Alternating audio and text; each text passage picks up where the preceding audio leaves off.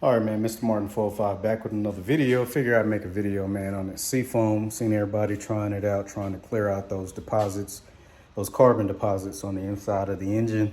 So when picked up some, we're gonna see how this works. So I already started the car, let it warm up, get to operating temperature, which that's how you're supposed to do it. You're supposed to get the engine warm, shut it off, remove the boot from in front of your throttle body. Once you remove the boot from your throttle body, stick your hose in there, which this is what the joint look like. Put this in there, put it back on there, and then get your RPMs up a little bit and then spray it off in there. So let's go.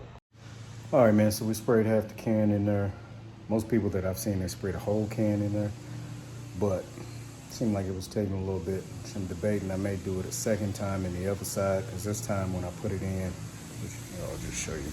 This time when I put it in, excuse the background noise, the lawn companies are out handling business. So this time when I put it in, I sprayed on the left side, more or less on the driver's side. If I decide to spray the rest of it in there, then I'll just put it over there on the right side. A little bit up there, but I can get that cleaned up.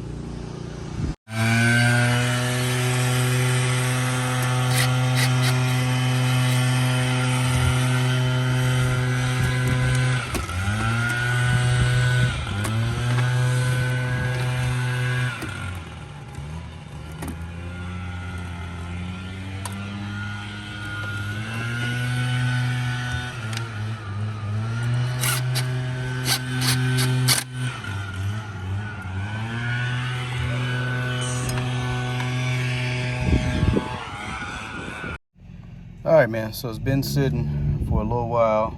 To start it up, see how much smoke we get. A little bit, not much.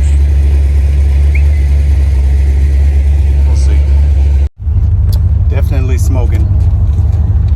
The more you get on this joint, which now I see why they say drive it aggressively.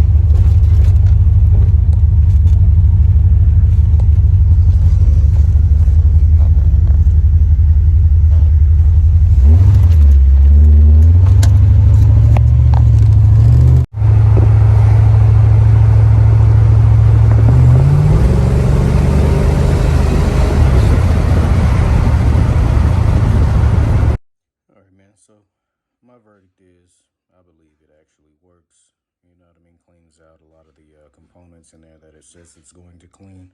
I definitely got some smoke out of mine, even though I kind of cleaned mine up when I did a lot of my maintenance, changing my fuel injectors, a lot of the components in my distributor cap, rotor, ignition control module, all of my spark plugs, wires, all of that stuff, which, like I said, I cleaned a lot of that stuff while I had the motor broke down, so I feel like a lot of that stuff I cleaned up anyway. So I didn't really have to worry about it smoking for an extended period of time, like some of the videos that I've seen, because a lot of this stuff I'd already kind of cleaned out myself. But I may actually, like I said, run a little bit more of this through there and see if I get any more of that up out of there.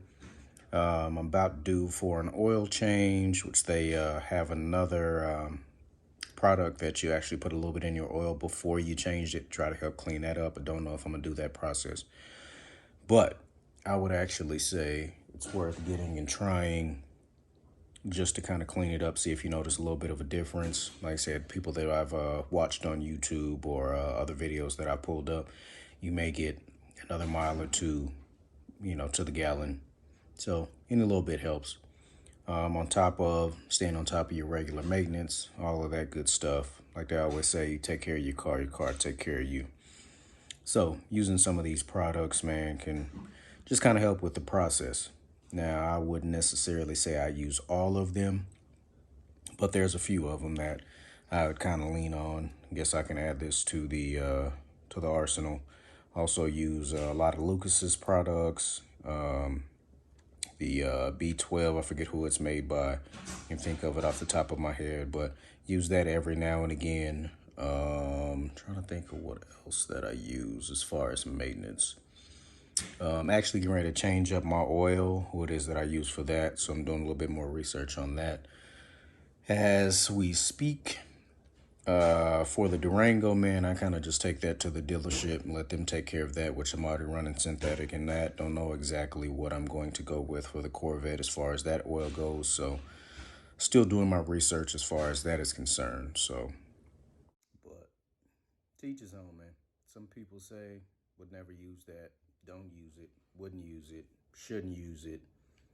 Again, teach his own. It's almost kind of like the debate with cold air intakes, whether you should use them, shouldn't use them, whatever the case is, whether or not they add a whole lot of power or not, a little bit of power, if any at all. The debate can go back and forth. I've used them in the past, but it was mainly for, I like the sound, so don't really know if I pick up any more horsepower or not. It's just the sound that you get having that open air versus the closed box. Some would say, hey, engineers created it for a certain type of, for a reason, so wouldn't change it. Again, to each his own. You have your, purists, and you have people who like to fabricate things, your customizers, that type of thing. So there's always going to be your both sides, whether you shouldn't do something. A lot of the stuff that I'm doing in my car, I'm pretty much touching each and every area of my car. I'm doing the interior solely myself. You know what I mean? Outside of the seats and the visors. I had somebody kind of do the door panels, which I've touched on this before, but I got to go back behind and kind of touch up. So I take a majority of that credit myself. Paint, I'm not doing myself, but pretty much everything else I am. You know what I mean? Tore down the top of the motor, got all of that stuff clean, like I said before. Fuel injector, spark plugs, wires, distributor cap, rotor, ignition control module, thermostat, EGR valve, vacuum lines, brake booster. I'll be doing the rotors and the brakes here before long, but I'm gonna push that project back a little bit, get a few other things knocked out. But I'm actually throw in the description what I decide to go with. I was looking at some drilled and some slotted rotors and some ceramic brakes. So may change those up. I have a couple other parts in the garage that I haven't really touched yet, which I plan on grabbing those and getting those installed, as far as my shocks, my door felts, which I may wait to do my outers until after I get the car painted. Doing my dynamat now, adding that sound deadening, and hopefully that helps with the heat in the winter, help keep that heat inside the car, and as well as the winter, help keep some of that AC in the car as well. Put my padding down, new carpet, all of that other good stuff.